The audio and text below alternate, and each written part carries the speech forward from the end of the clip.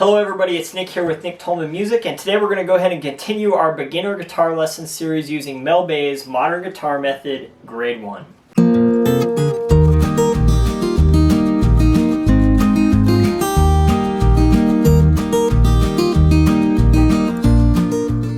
Today we're looking at page 26.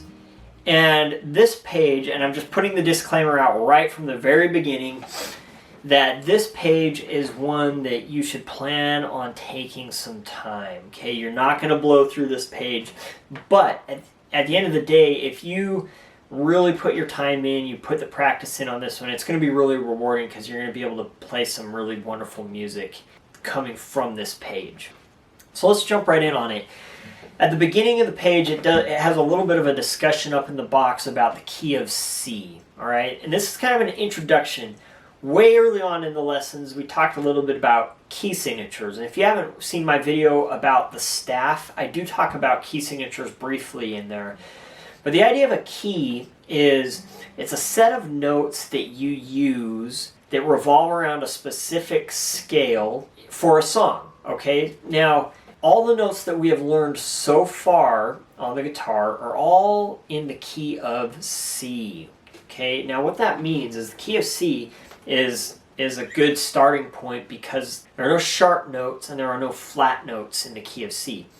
So if you were playing the piano, this would mean that you would only play the white keys. So if you only played the white keys and you've never played the black keys, that would be the key of C. Right? Now later down the road, we'll introduce new keys where like, okay, you're going to play mostly white keys, but one black key, or, you know, two black keys, or whatever.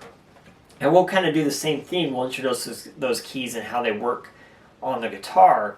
But so far, we've only learned notes that would be in the key of C.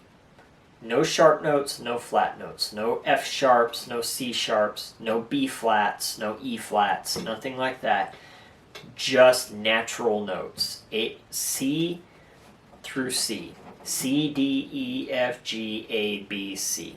And actually it shows you that. That is the C scale, or the C major scale, there up on the top of the page, starting on low C.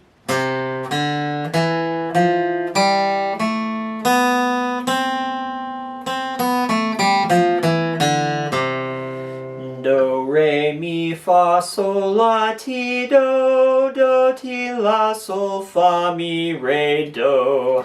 That's a major scale. We've all heard that sound before, right?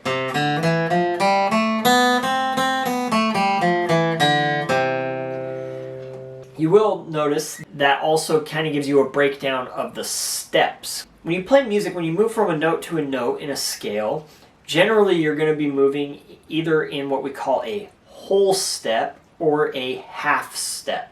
Now, a whole step on guitar means that you're basically skipping a fret, right?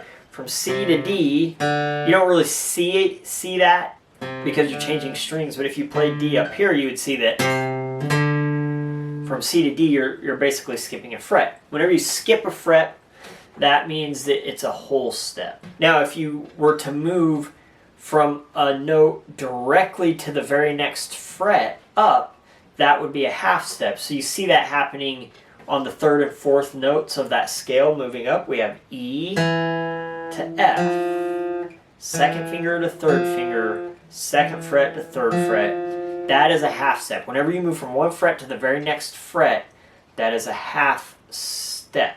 And then you have some more whole steps, and then you have another half step at the end of the scale. The last two notes on the way up from B to C.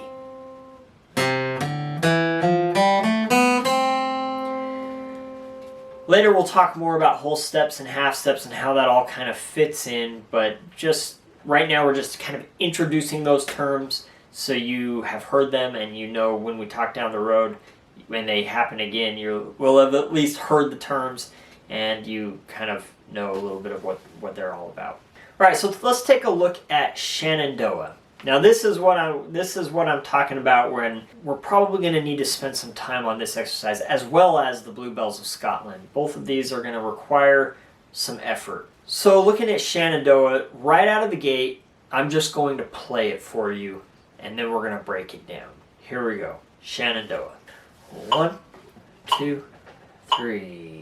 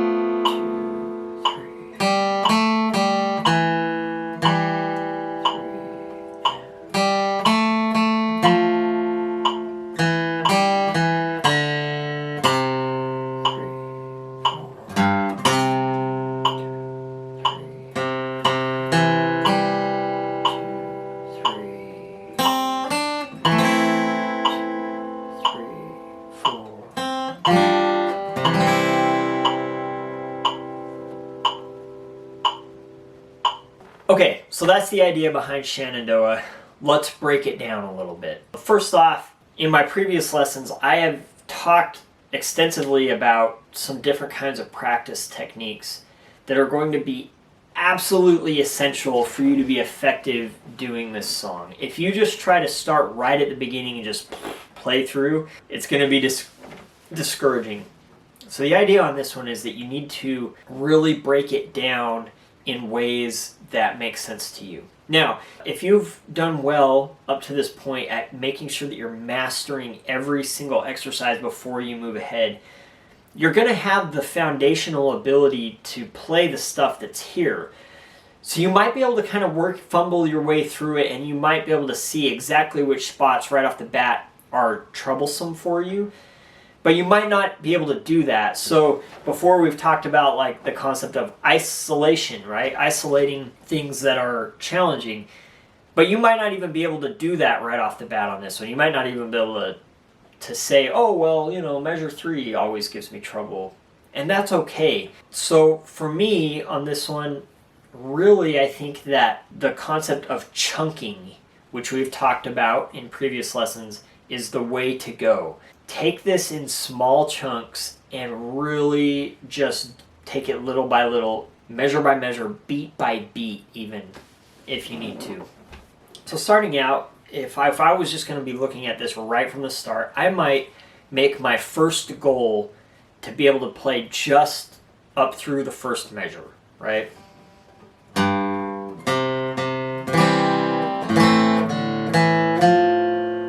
And that by itself is a lot, right? We have a C chord and an A minor chord, which we haven't learned the A minor chord yet, but the notes are all there, right? So we just have to build that chord. A, E, A, C. And it gives you the fingerings, right? The low A is going to be open. E, we're going to play with our second finger on the 2nd fret. A, we're actually going to play with our 3rd finger on the 2nd fret. And then we're going to play that C with our 1st finger. That's the A minor chord. If you need to reference that fingering for the A minor chord, you can find it on page 31 in the book. But also I'll put it up above here, you can see it. But also again, I'll kind of put a plug in. If you haven't yet been on my Patreon page, check it out. I have a lot of extra content on there to help you along your way, including chord charts, scales, things like that. So you can kind of see, you can download some of these things that might help you. But yeah, A minor chord. So yeah, that first measure, you're going to realize right away that the tricky part is moving from that C to A minor chord, which is actually not a very tricky move. We've got a C chord, which is 3rd finger, 3rd fret on the 5th string. We've got our E, which is 2nd finger on the 4th string. And then we've got our open G. And then we've got our 1st finger on the 1st fret of the 2nd string, which is our C. right, there's our C chord.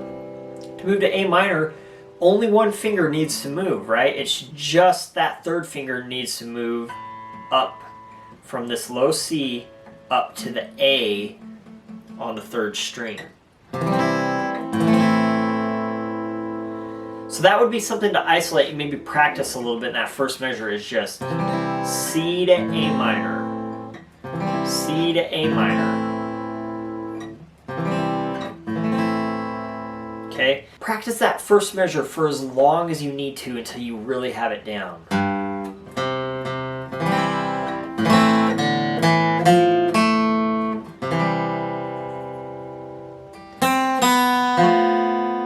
And then move on. Maybe then you say, okay, so now my goal is I'm going to practice the second measure.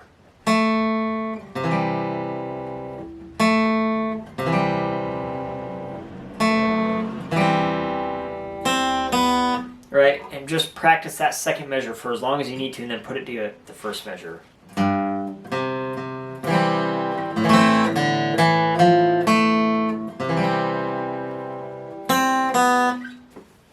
That's the idea.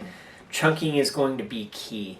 If you get frustrated, like you're working on a spot and it's just really giving you a lot of trouble, move to a different chunk and work on that for a while. So something that I like to do is sometimes do chunking in reverse. So maybe I start on the very last measure of the song and I just practice that change from that G7.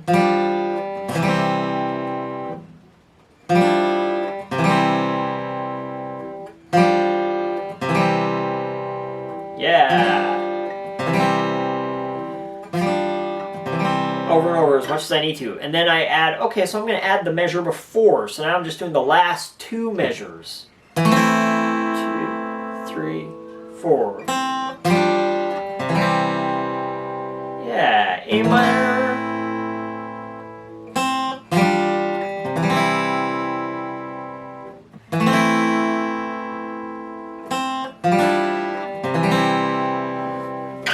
Same kind of concept, but feel free to, work on chunks around the song and take your time until you really get them all down. Start slow, take it nice and slow. Spend some time working without the metronome if you need to. Turn that metronome off, ignore it for a bit, and just like note by note walk through this thing. I mean, just painstakingly slow.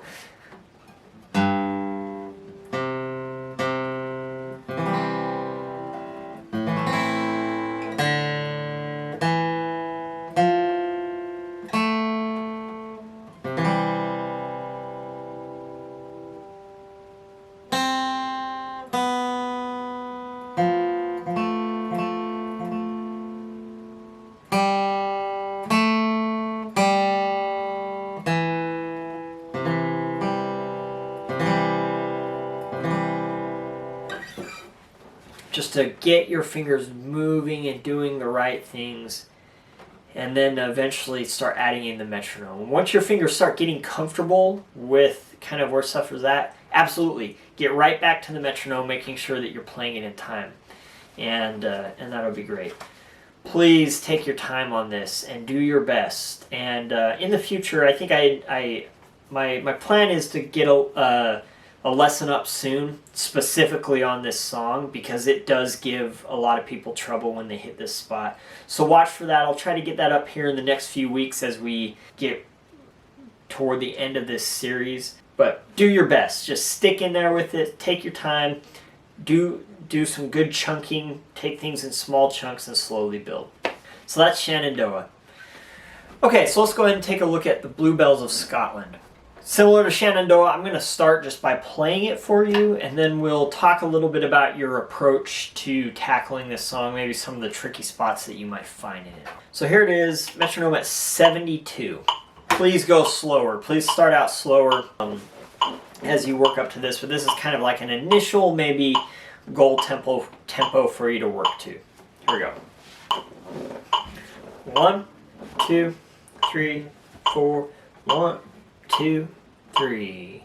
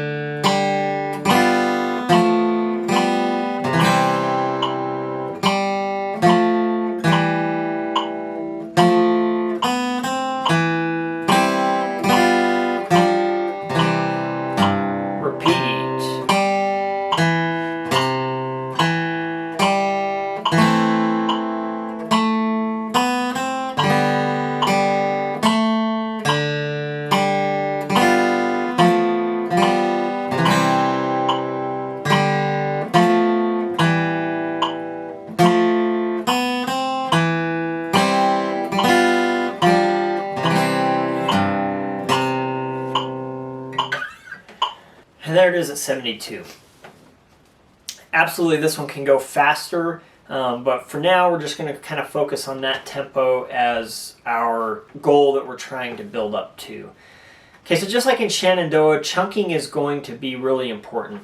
But another concept that you might find on this one in particular is that doing some reverse isolation might be helpful. And what I mean by that is we've talked about in the past isolating problem areas, but maybe take that concept to reverse isolation and find the areas that are the easiest for you to play and kind of like check those off your list, if you will, and so you kind of ignore them right off the bat and you don't spend a ton of time dwelling on that. And it might help you to mentally work your way around like, okay, I can already do this, I just need to work on these things. Okay, so an example of this might be if you look at that second line, the first measure of the second line with the pickup, right? There's no chords or anything funny, it's just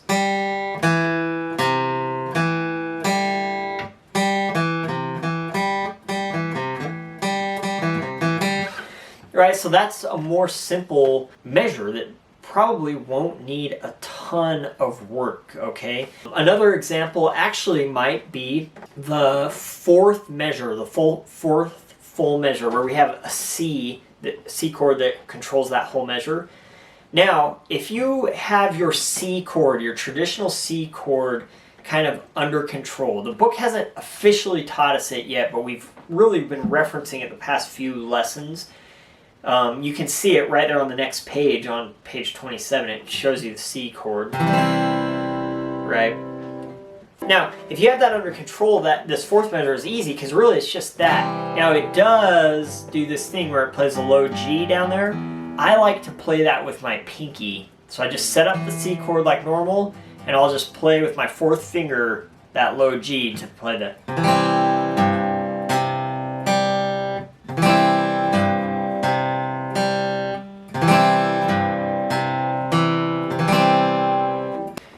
So just like that. So find some of the spots that are maybe a little easier for you. Once you master that fourth measure, you'll notice that it comes back again on the eighth measure and then also the very last measure, right? So this song has a lot of repetition. So once you learn a couple things, you'll see those things come back a lot. If you look at the very first measure, we have that C chord. And then you have this, right? And they're outlining a G, F, C, the G, F, and C chord, but it's just two notes of each, right? So C chord, and then you've got a G and a B, an F and an A, and an E and a G. But if you get that little thing under control, that C,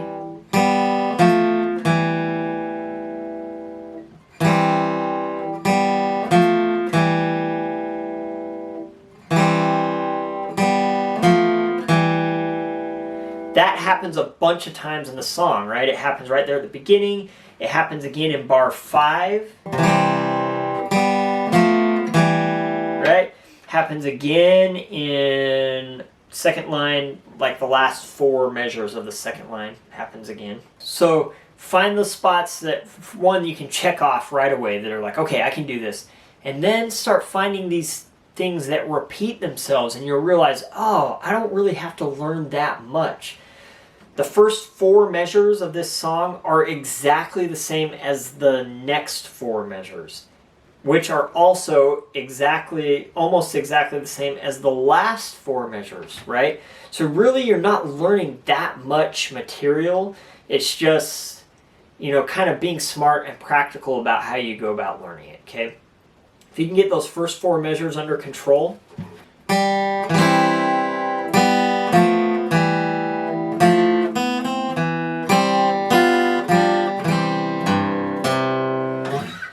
that is 3/4 of the song.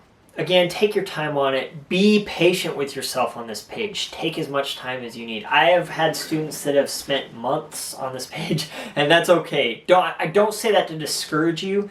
I say that to really help empower you to say, you know what? It's going to take some time. I can do this. I can put in the time. But I promise if you are patient and you do take your time on this, that you will see the benefits. You'll be able to walk away and place 2 really great arrangements of some really great songs, okay? Thank you so much for tuning in today. If you have questions or concerns, please leave them in the comments below. As always, please subscribe. If you enjoyed today's content and you would like to see more content to help you out along your journey of learning to play guitar, check out my Patreon page, and we will see you next time.